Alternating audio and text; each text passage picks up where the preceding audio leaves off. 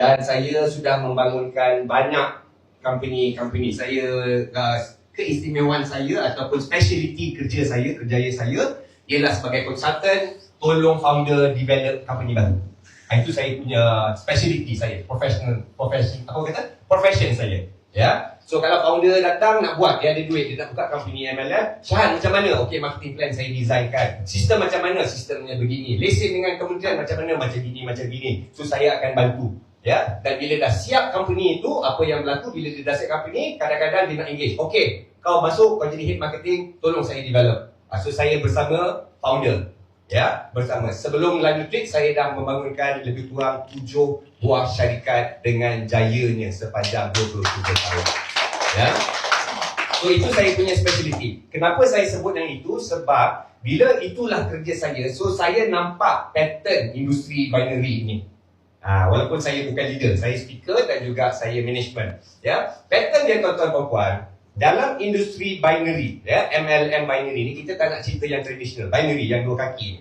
Binary ni tuan-tuan dan puan, dia punya market, kalau kita pusing mana-mana pun, kita selalu jumpa orang yang sama, betul tak? Tidak. Marketnya memang begitu, betul atau tidak? Dan dalam binary ni, saya memang binary ni tuan-tuan dan puan, sebelum orang kata sebelum tahun 2000 sebenarnya adalah orang panggil Pak Mantelo. Ingat ke tak Pak Mantelo 90-an orang panggil Pak Mantelo. Lepas tu tak dibenarkan sebenarnya awal-awal masa 90-an. Ya. Lepas tu masa tu pihak orang-orang networker, orang Amway sebenarnya ambil plan binary ni bawa ke US, dia study. Dia kata plan ni sangat powerful.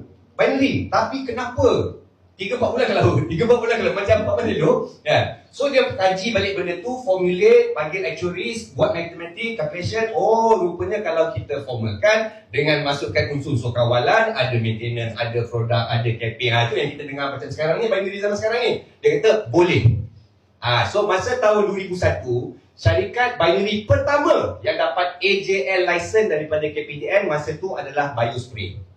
Ingat lagi tak produk Biospray tahun 2001-2002? Sungguh-sungguh bawah lidah boleh jadi muda. Betul tak? Ya? Saya ada dalam company tu masa tu. Ya, saya speaker company tu, tapi masa tu ada rambut lah. Ya, tahun 2001 dah lama dah kan. Okey, saya dalam tu tuan-tuan dan puan.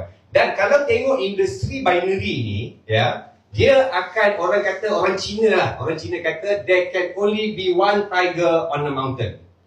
Di dalam satu gunung tu hanya satu harimau saja dibenarkan jadi raja. One tiger. So industri binary begitu. Ya, waktu tahun 2001, masa tu